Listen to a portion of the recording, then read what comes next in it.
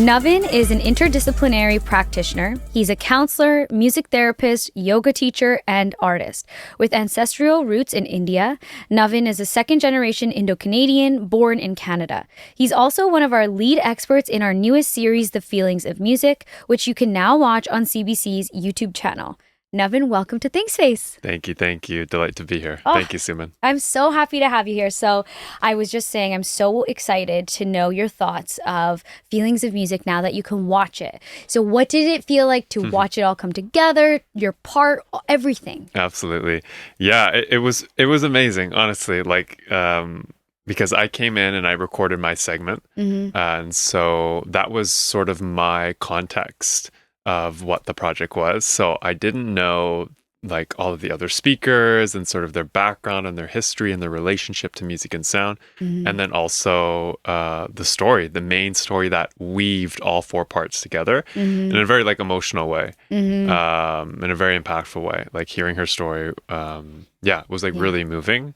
And again, just demonstrated the healing power of music for me. So it was amazing to see it all put together in like a succinct way. Like you guys did an amazing job with the production. It was really, really wonderful. The models, the music, the videography, all of it. It was so polished. I was so proud to be part of that project. Yeah, I have to ask you, like as a creative, what does it feel like to be a part of a project and then witness it? Because I'm a producer, right? So 9 out of 10 times I am on the back end of something and I'm from the idea to the execution, right? So for me, I'm always like, I've been waiting to get here, you know what I mean? But like, what did it feel like for you just as a creative person to be part of something and then to like witness yourself in this? Absolutely. Yeah, it was really nice. Like, it's nice when you are in your creative element and like you don't have to worry about certain things. Like you can just focus on your art. You can just focus on your area of expertise. And so I really felt that coming into this project. Like I showed up, I shared about my practice with music, and like everything else is taken care of. And so as a creative, that's actually where you get the best work. Yeah. I find. Yeah. When you don't have to deal with putting it together, when you have to deal with editing it together, the polishment, like all of that was taken care of and held. So I just showed up and I share my work. Yeah. And I was able to really just focus in on that. Yeah. So to be able to do that and then to see it all put together at the end was really awesome. Yeah. One thing I really appreciated about your interview was you're a very clear speaker. Would you say that you've always been somebody who's a clear speaker, or is that something that you've worked on? Like, what's your relationship with that clarity and those words and just feeling confident in what you're saying? Yeah, good question. I'd say it developed, as my career, as I started to just work on myself and work on my career and gain a confidence in sort of what I was doing and how I was doing it, especially in regards to music and therapy and healing. It just came slowly but surely. And so I was able to use words as a way to just articulate sort of my practice and my relationship with music and sound. So I don't think it was there as I was a young kid, but I think slowly but surely as I started to do this work, get my education, gain experience, in the work environment, the confidence just came. Yeah. As a counselor, I'm sure you have a very interesting relationship to words. I know this is like a random sub thought that I'm having right now, but I feel like there was a part of my journey where I really realized that words have a lot of power. Yes. And what I usher into the world or how I describe myself, my state, my experiences, it matters. Yes. And so when you I know you went through that journey. So when you went through that, like what was that experience like for you? In regards to what, like the context? Just the context of like the words that you're actually using, how you're actually, like the words that you're using in your everyday life, even if it's an experience of like, I don't feel good today versus, my heart feels tender and I just need to nourish myself. Absolutely. Totally. Yeah. Like the words we say and speak to ourselves become the house we live in. And that's not a quote by me. That's a poet who quoted that. But there's so much truth to it. Like our internal landscape. And this is like things that other people may not be able to see. How we speak to ourselves, sort of the internal dialogue that we go through. It shapes our reality. It shapes our perception of ourselves. It shapes sort of how we interpret our lives. So being mindful and aware of that can do wonders in terms of mental health. And especially what you just said, like reframing certain things. Just that simple moment of pausing and reframing how we're feeling or how we're showing up in our lives makes a big difference, because then it becomes more ingrained. So how you speak to yourself basically can build momentum. So if you're speaking to yourself in a negative way, that's going to build momentum. So vice versa, if you learn to reframe things, speak to yourself in a more positive way, maybe seeing the cup half full, that will build, and that will impact your mindset and your outlook on life. It is. I love the way you said that it builds momentum, because Yes. the more you think from a positive lens, it truly it become your. I always love this theory of the bounce back rate. Yeah. And it's like you're able to bounce back. Yes. And that window gets smaller over time. Absolutely. Yeah. Yeah. I love that theory. It's like, it's not avoiding getting knocked down. It's like you will get knocked down, but it's like that window of time between getting knocked down and getting back up can get shorter and shorter. And that's where you become resilient. That is resilience. Yeah. Okay, so I want to go back a little bit into some of your earlier years. Being a man, being an Indian man, and being a counselor. I am just so fascinated by this, because I think it's such a beautiful role that you play in humans' lives. And there must have been something that ushered you to want to take this path. So what was that? Absolutely. My story arc really began at 17. My mother passed away from cancer. So that was a very significant moment for me, very significant loss in my life. And through that, it was sort of a rude awakening. Like, I had to deal with things at that age that were very heavy and adverse, and I didn't really have a choice. So it was like, I either figure this out or I don't. Yeah. And so I just had to figure it out, and I had to do a lot of work on myself. I had to sort of live life without her, learn how to navigate what that looks like. While also going through teenage years into young adulthood. So there was all of these changes happening inside of myself, coupled with the grief. It was such tremendous grief. Yeah. But through Sounds that, like you guys were very close. Yeah, we were very close. Yeah. Yeah, I was very close with my mom. And so I carry her in the work that I do every day. I mean, she's very present in the work that I do. So that was sort of like the point for me, everything before that was sort of normal and just a normal life. And that was like the sort of, okay, time to sort of look inwards, time to heal, time to focus on your emotions and how they're impacting your life, time to deal with trauma. Were you loss. welcoming it? Like, were you welcoming to it though? At times, yes. At times, no. Yeah. So healing is not linear. Yeah. So there were times where I was welcoming, and there were times where I just didn't want to think about it and deal with it, which is it's a normal aspect of grief.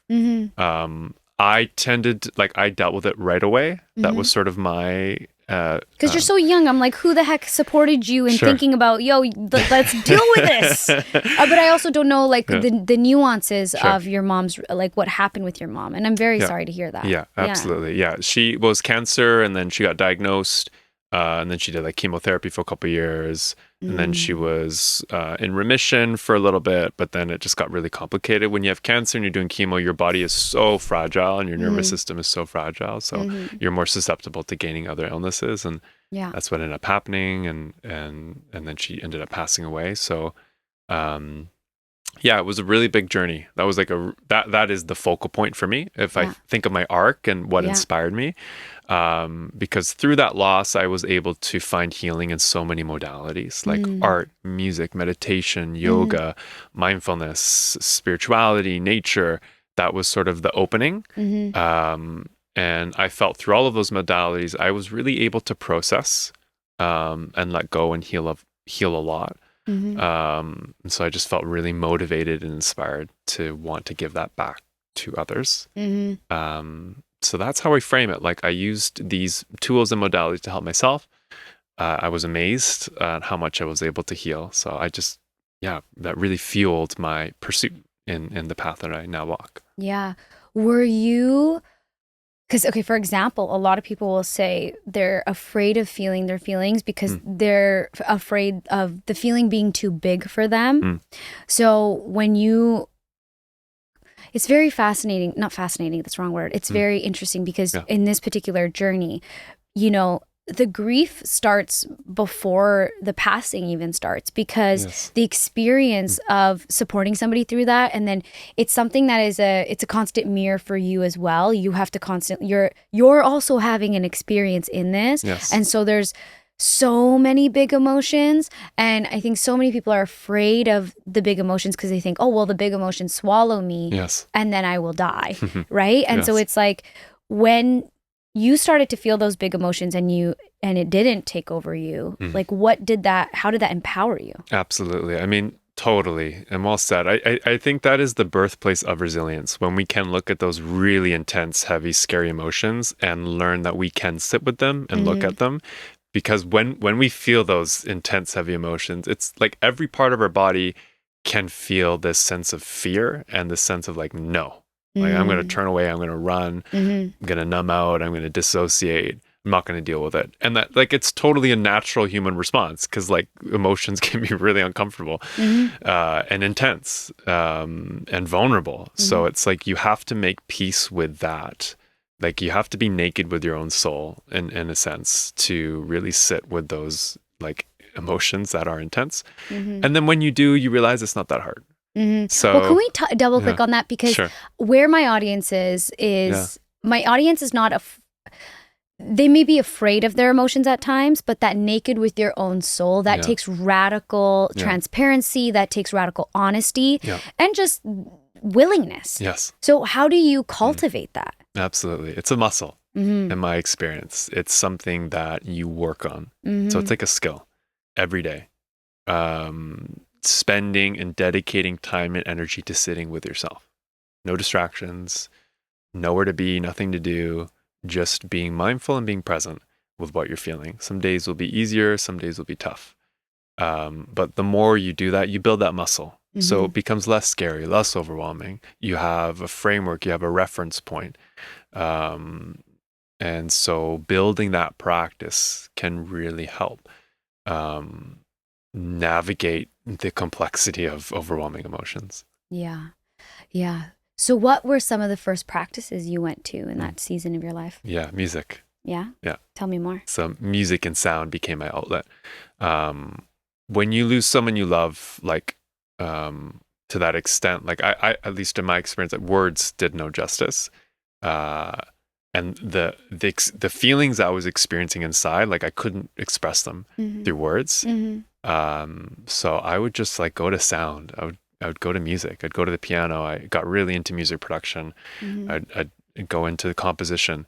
So through like melodies, through harmonies, through texture, through sound, I was able to like express, release. It felt like a release. Like I was able to get out from within what I was experiencing, and that felt like tremendous relief. Otherwise, I felt like it would have just stayed stuck and it wouldn't have moved. So sound and music helped me move and helped me understand what I was feeling. Like I would often create a composition or create a song and then listen back to it and oh, that's what I was feeling, or and understand sort of what's going on inside of me. So music and sound was a lifesaver. Do you think it was the creativity of music and sound, or do you think that's what it was? Yeah, I mean, so many aspects. I think one of the main therapeutic aspects for me when I think back to it was getting my internal experience out from inside of myself out into the world.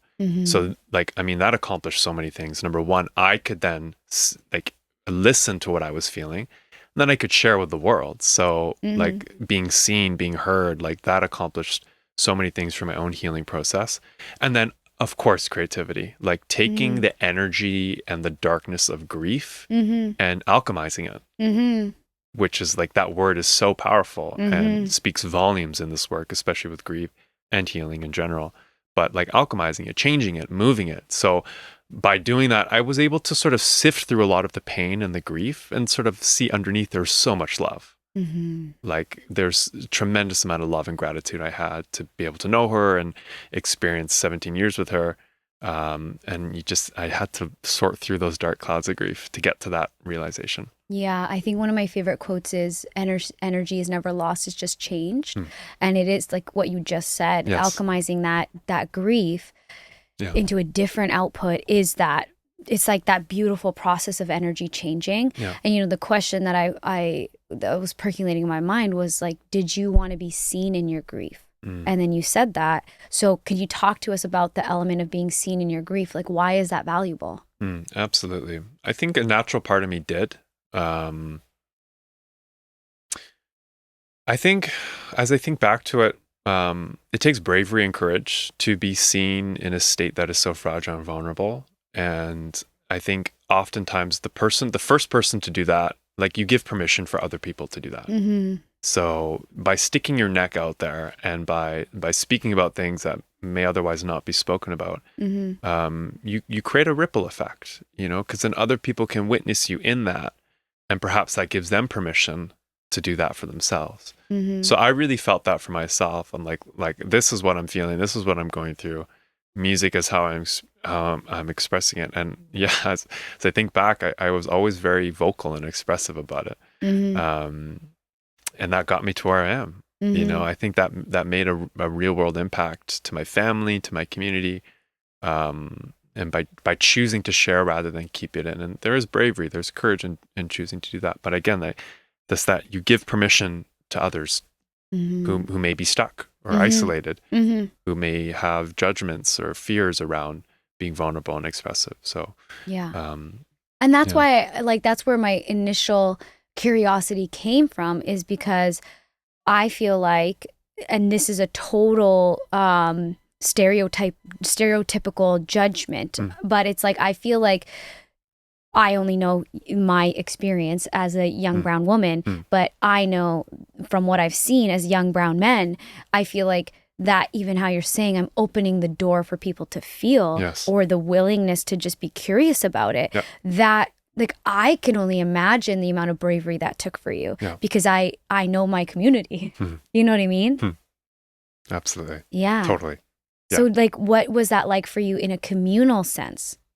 Yeah, good question. I mean, I felt very supported at that time. I felt, very supported, and I surrounded myself by other artists and creatives, and I found my tribe, and people that could relate to me, and people that I just genuinely connected to. So overall, I felt very supported. And like, yes, there was a lot of stigma around, I would say, men, South Asian men, with emotions and emotional expression, and developing a relationship with vulnerability and fragility. And I mean, for me, it was just like, it was survival. Like I had to do it. You had no choice. I had no choice. Yeah. So it wasn't about like if this culturally felt right or not. It was almost like God's gift for you. In a way. Exactly. Yeah. It totally was. And Yeah. like I had no time to think about that. It's like I need to deal with this, or it's gonna run me to the ground.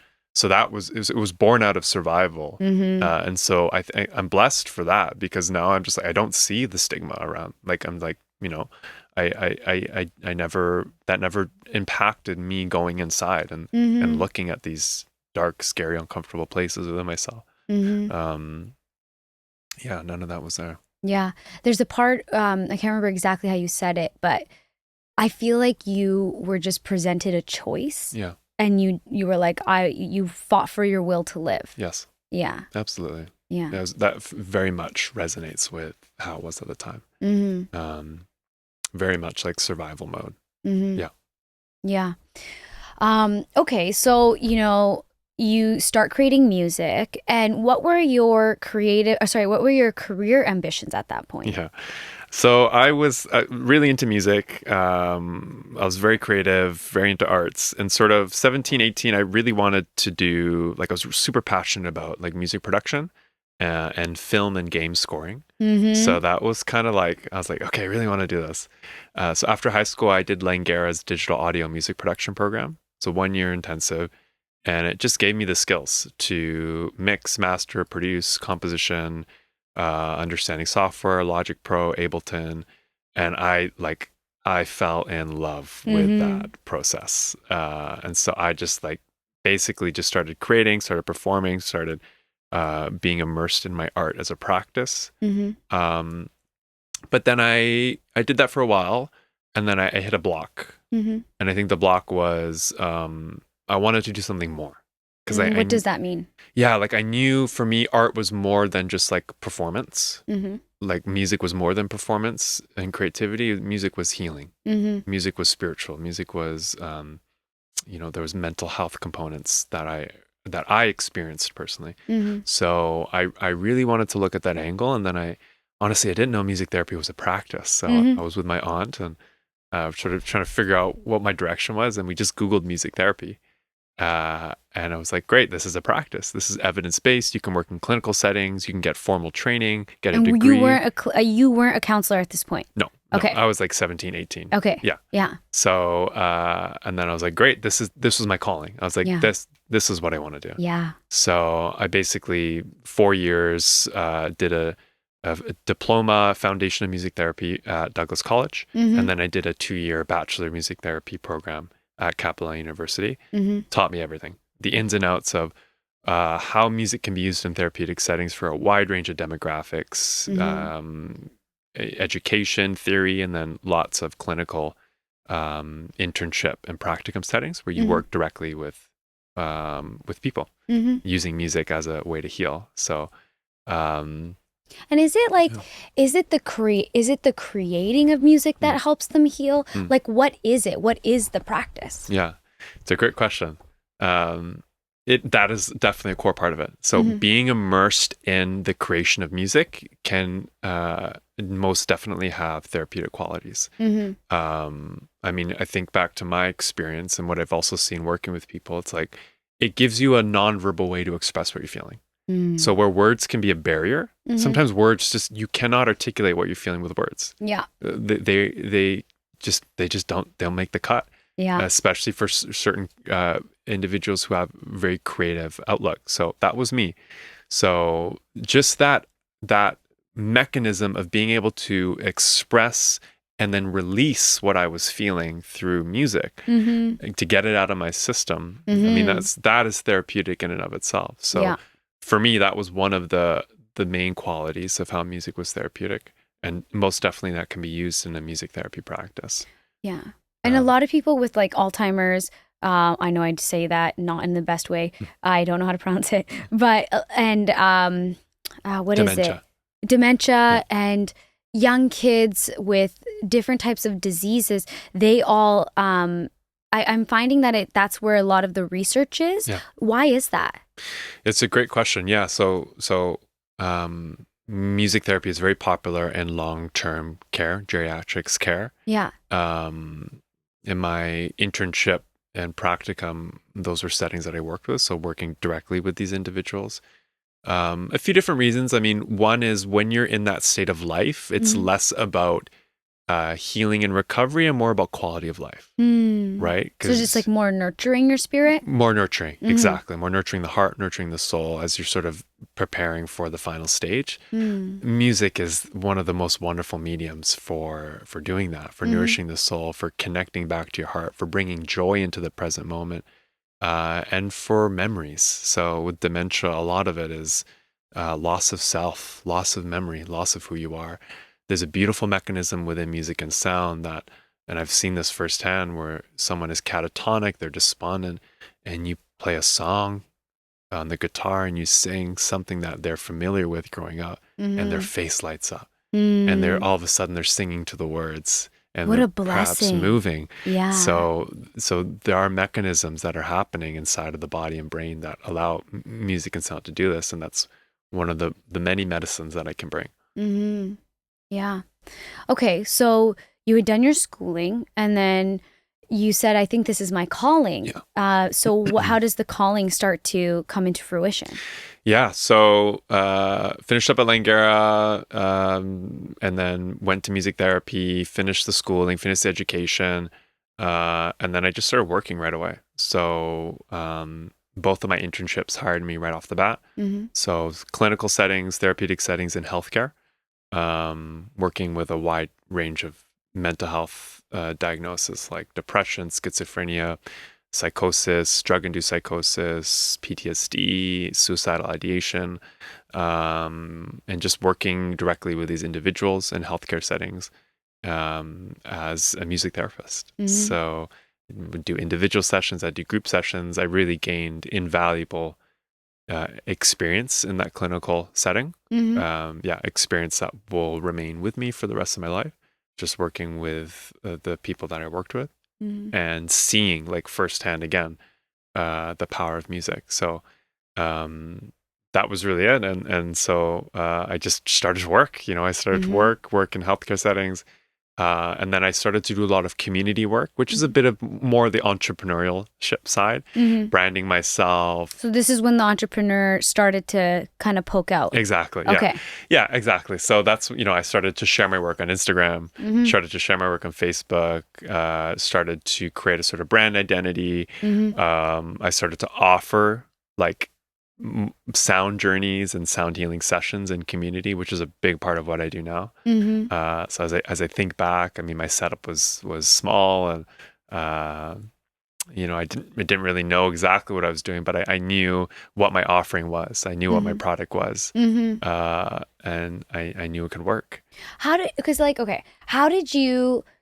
Because in today's society, 2026, I feel like people are more open to going to a sound journey. Sure. Back then, I don't think so. Sure. How did you notice the market start to shift? How did you start to notice people's perception start to shift? Yeah, great question. I mean, I think there's been a major cultural shift over the past few years. Yeah. Overall, in terms of mental health. Yeah. And it like being a thing that can significantly deter you from engaging in life. Sort of the battles that we go through that are unseen.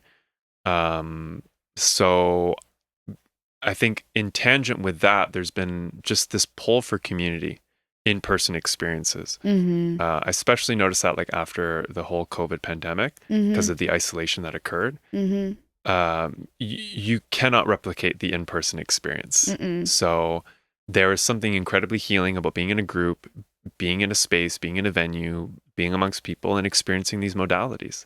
So I definitely noticed that, there was a significant need for community, for in-person experiences. And Sound Journey is one of the most accessible offerings. Like, tell me more why. Yes, one of the reasons why I love it as an offering in terms of accessibility. Like, you don't need to know anything about music. You don't need to know any sort of practice. You really just need to show up with yourself and your body and a willingness to receive. That's it,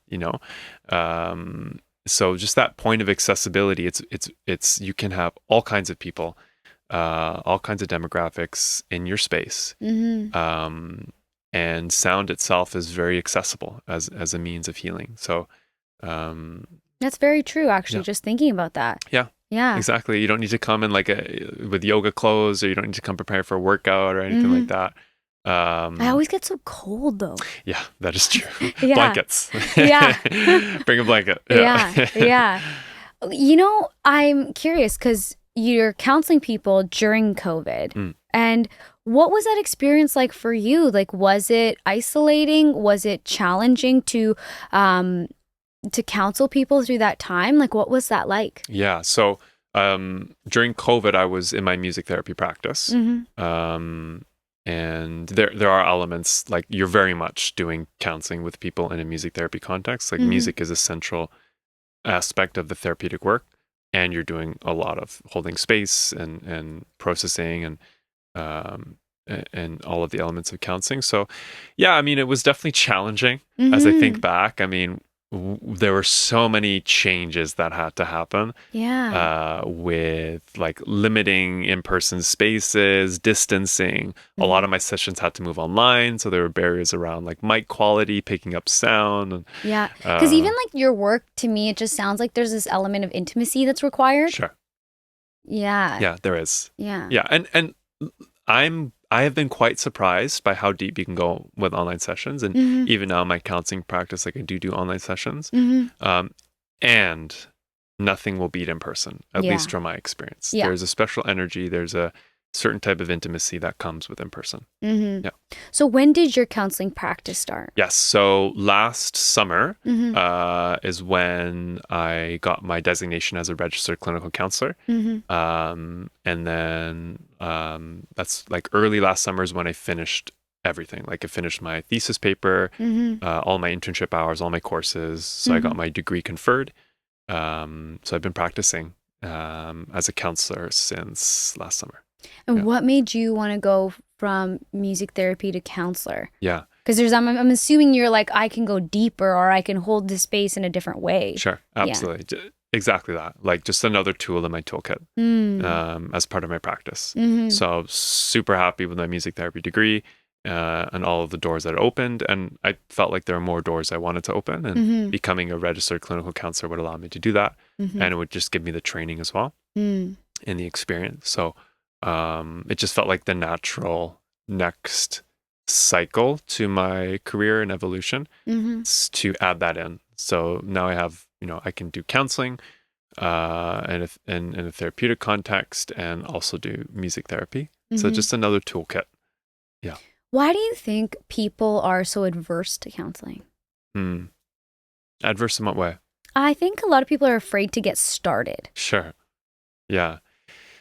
It's intimate, it requires you to be vulnerable within yourself. Mm-hmm. I think there can be this expectation that like you go and everything's going to fit and feel good. I think one thing I really try to emphasize with people, it's like, you got to find the right counselor. Yeah. So many times I've seen Yeah. people go into this environment Yeah. and have not really vibe. Mm-hmm. There is an energy, there's a vibe. Like you have to have a relational connection. Mm-hmm. And they may not get that, and that deters them from counseling. Yeah. And I always tell people it is kind of like shopping. Like you have to go and find your right counselor, find the right fit, read the bio, read the energy, read their life story, Mm-hmm. and go to the ones that you feel called to. Mm-hmm. So I think that can often be one. And so that may require you to maybe... Or do you have the capacity to go to a few people? Well, that can also... Yeah. Totally. Yeah. And, for myself, I do free... Like the very first step I do is free 15-minute Mm-hmm. call. Mm-hmm. Just to see... develop... see what the vibe is, see what the connection is. Mm-hmm. So I often encourage people, like, just do that first and see what resonates with you. Yeah. Because once you find the right fit, that's when you can do really deep work. Yeah. But finding the right fit is important. Yeah. And how does one do deep work? Yeah, good question. I mean, willingness. Like you got to be willing to look at these places within yourself. Mm-hmm. And you also have to have the capacity to. Mm-hmm. Can you break both of those down? Sure.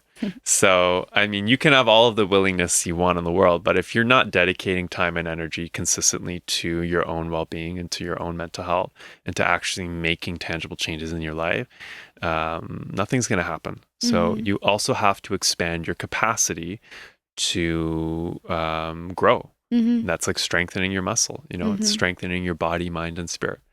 And then willingness, like showing up. Because there will be days when it's like you feel great and you feel the byproduct of all your work and everything's lining up and the day's flowing. And then there will be days the exact opposite of that. Yeah. Where you're not feeling great, things are not lining up. Every part of your body is telling you not to do life, not to engage in it. But that's in that moment, that's when you have to show up. And that is where resilience is born. So that is the uncomfortable truth of all of this. It's when every part of you is telling you no, like it's pulling you away from it. It's when you have to show up. You have to be strong and courageous and do the work. And then the more you do that, you build a muscle. It gets easier. Yeah. That element of the body. Yes. A lot of people are like, oh, well, therapy is so talk heavy versus is there a connection to the body? Right. Can you talk about that somatic relationship with our bodies and why that's so important? Yeah, great question. I mean, in counseling and in therapy, there's sort of top-down approaches and then there's bottom-up approaches. And we've been seeing a significant shift in popularity in bottom-up approaches over the past few years. And that's starting with the body, right? And then going to the more cognitive process of the mind. It's essential. I mean, just knowing your body, knowing your nervous system, developing a relationship with that, there's a wisdom in the body that is beyond your mind. Mm-hmm. And when you start to tune into that, there can be significant changes. I've noticed that personally in my own life with my own practice with yoga and body work. So starting with the body, starting with sensations, starting with emotions, starting with feeling first, and then moving to a more cognitive process within your mind can be really beneficial. What do you think are some of the ways that people avoid feeling the sensations in their body? Absolutely. I mean, the world we live is designed, if we're not careful, we have everything at our fingertips to avoid feeling, right? So food, phone, distraction, any sort of substances, like it really is, if we're not careful, we can use all of those means to avoid feeling and to further disconnection from ourselves. So those are some of the ways in which we can just distract and not slow down. And really it's just slowing down and noticing, and without any distractions, and tuning into what you're feeling, and then going from there. Yeah, because if you give yourself the time to actually experience, it always goes back to like, if you give yourself the time to experience the emotion, I feel like there's so much gold in that, in that experience, but also you just realize that you're capable, and then you put one more marble in the capable jar. Yeah. Exactly. That's it. And then you realize, oh, it's not this big scary demon that I may have originally thought. Because the more you put it aside, the demon gets bigger. It gets bigger and bigger and bigger. The more you do that, the more you shove it, the more you push it away, the more fuel you're giving that to scare you. So it is turning towards, and it is, and initially it may be challenging if all you've been doing your whole life is running away. It's going to be very challenging to make that switch. But once you do it, and once you get the ball rolling, and once you experience the true change that can happen, that's going to fuel you. That's going to be unbelievably powerful. Like you just hit a different timeline in life. Exactly. Yeah, you shift. So something fundamentally shifts inside of you. Where ultimately, at least in my journey, you do get to a point where you look back and say, there's no way you're going to regress back to how things were. Because you know how much more joy there is. And how much more connection there is available to you. There's that part in the journey where enough marbles now are in the capable jar, and where you're like, and something big does happen, and you don't revert, and you're like, whoa, well said. Right? Absolutely. Those are huge moments. Yes, absolutely. Well said. Totally. And that's capacity. Having enough, building it over time, right? Strengthening it. I love that analogy you use with the marbles, and that's exactly it. So the more you do that, the stronger you'll get. And the less when life pulls the rug out from under you, the less shaken you'll be. Like you will have places to go inside of yourself. You will have resources to go so that you can stay 2 feet on the ground. How does that, like that personal fortitude that's within you, how does that influence who you allow into your life? Like, how do you make those decisions of, I want this person in my life, or I don't want this person in my life? Yeah, great question. I mean, I think, who you give access to in your life, like, is like, be mindful. Like, be mindful who you give access to in your life. Like, your heart is sacred, like your energy is sacred. And just really noticing, like, being mindful of when you're spending time with people or in communities, like, do you leave feeling more connected to who you are, or do you leave feeling less connected to who you are? And I think if you can focus and understand that gauge more, you can understand sort of who has a place in your life.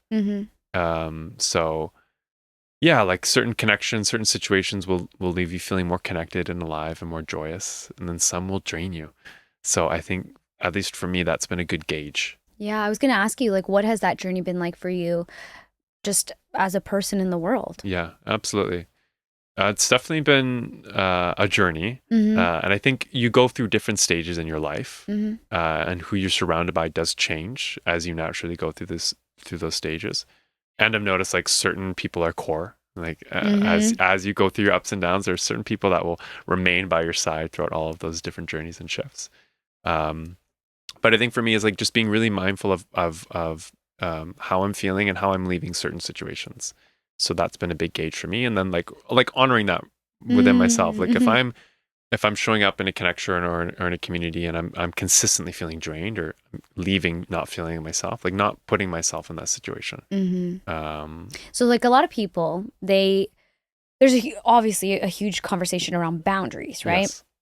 And I am a big believer that, I don't even know if it's a belief or it's just, if you're going to put up a boundary, you're also the person who has to uphold the boundary. Absolutely. Yeah. And then if you're unable to uphold the boundary, then the work is within you. Absolutely. Yeah. Absolutely. Totally. Yeah. Yeah. If you put up a boundary, you have to hold it. Yeah. Otherwise, it's not a boundary. Otherwise, it's not a boundary. It collapses Yeah. because it's not actually the other person's job. Yeah. It's their job to respond to the boundary. Yep. But you have to have the boundary there. Yes. And then it's like, I think that's where, Yeah. How you're saying, every time I leave this place, if I'm not feeling good, but then you're the person who's constantly going back. And that's a journey, right? In itself. You have Absolutely. you got to go through that going back to figure it out. Exactly. But there is the point where you're like, okay, well, I'm the person who can change this. Yes. And I have to be okay with whatever the repercussion is of this. Exactly. Yeah. Totally. The agency. Yeah. The agency. Like I am in control of this. And it's my choice if I choose to self-abandon myself or not. So when you consistently are going back to situations or people that drain you, you are abandoning yourself. So you have to ask yourself, why am I doing that? Look at the pattern and then make a promise to yourself that you're not going to do that again. Can we talk a little bit about abandonment? Sure. Like, what is abandonment and why is it one of those really core, scary things? Yeah. Abandonment is tricky. I think there's abandonment within yourself, and then there's abandonment you get relationally with other people.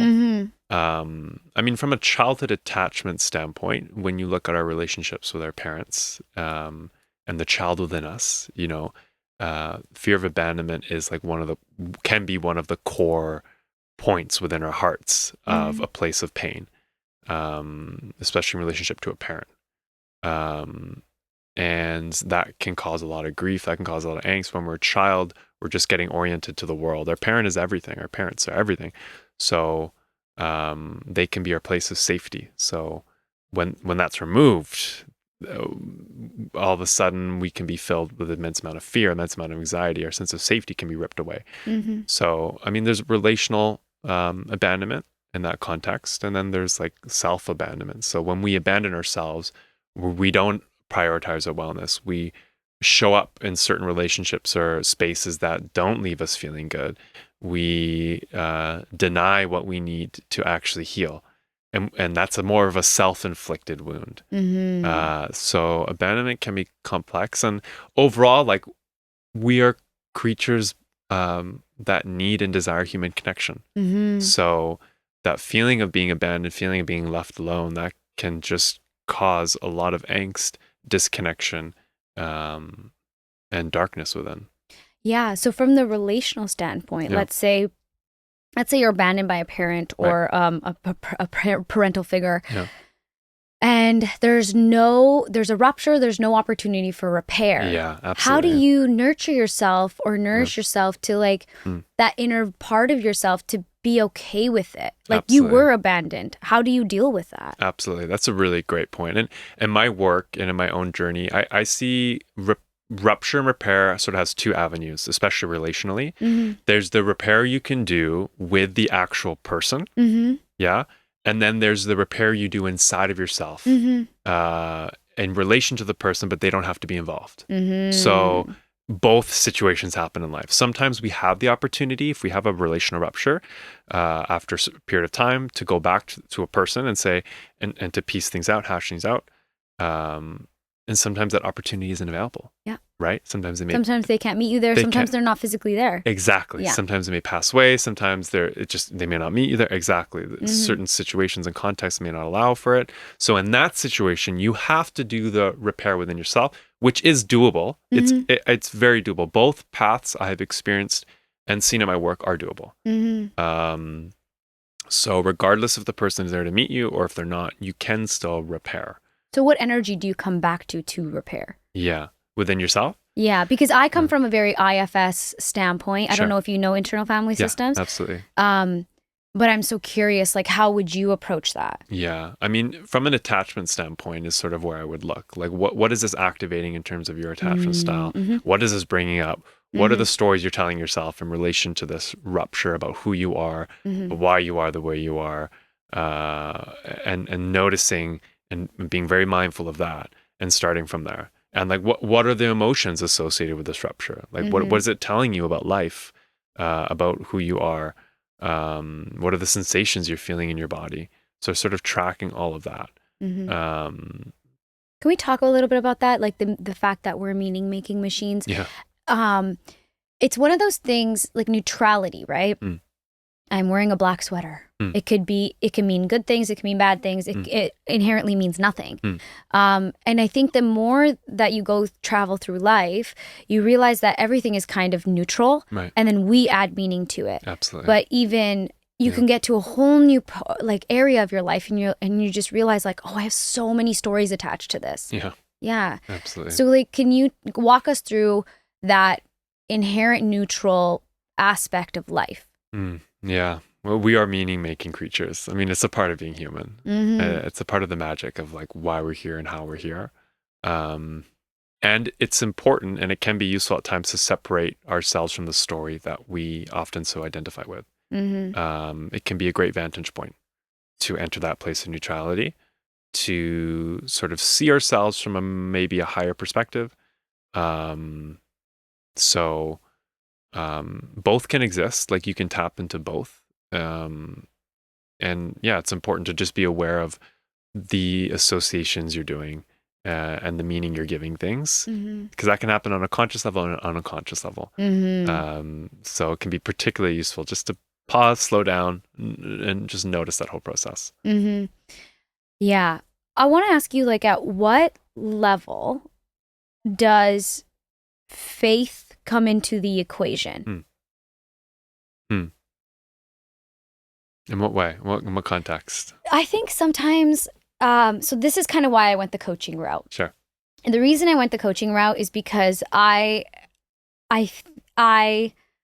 guess I'm very out loud about the perspectives that I have. And I know that for me, faith is a huge part of the equation. Sure. And it's in a lot of the ways how I teach as well. And it's like the foundation. Like I can sit here and say that we're meaning making machines, that things could be neutral, the attachment, like all of the humanness of our experience. But then at one point, I just have to believe that there's a greater design for my life. And so I went the coaching route because I knew that I couldn't come out of my own bias. Yeah. Right? Sure. And so I was like, okay, I'm aware of that. So maybe I just have to lean into the bias. But I wonder what that's like for you, because you're in a space where there's such a welcoming to all of the perspectives, right? Absolutely. Yeah. Yeah, great question. I mean, faith can mean so many things for so many people and can look different in individuals and communities. I mean, for myself, faith really is that trust and that connection to perhaps something that is beyond your own individual life, and a compass, something that's guiding you that you may not necessarily be able to put a finger on, or you may not necessarily be able to grasp or conceptualize, but you trust that it's there, and you trust that it guides you and pulls you into the places that you need to go. And then as well, you may have experiences where it does just that. And when you have those experiences of deep connection of faith, that strengthens your faith. It's hard to deny it. It's hard to deny it. Yeah. Exactly. So then because you have the belief, and then you have the real life experience where it's perhaps beyond coincidence, right? And many humans experience these synchronicities or these connections that are seemingly beyond that are just incomprehensible, and yet they happen. So that strengthens belief too. You said earlier that your mom is a part of your work today? Yeah. Like, if you want to share, Sure. what is an experience where you've witnessed her, felt her in your experiences today? Absolutely. I mean, my mom, she came from a broken home, so she experienced a lot of adversity and trauma growing up. And sort of in that side of the lineage, there's a lot of like intergenerational and ancestral trauma. So working and doing my clinical practice and, sort of working with people that also have experienced the same things, I felt that energy there. And that was sort of a promise that I made to her as she was passing away, that I would do my best to try to figure this out so that it's not passed on to my children or the next generation.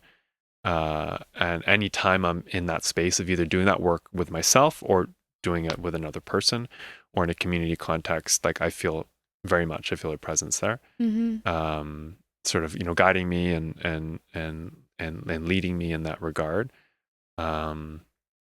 So that is a big motivator as well. Like, she suffered from many ailments and her whole family as well. And I wanted to figure this out. Like, why does this happen? How does this happen? What are the impacts, the long-term impacts that trauma can have on family systems, and how do we untangle the knot to create more cohesion and connection? So honestly, anytime I'm in this space and doing this work, I feel her presence.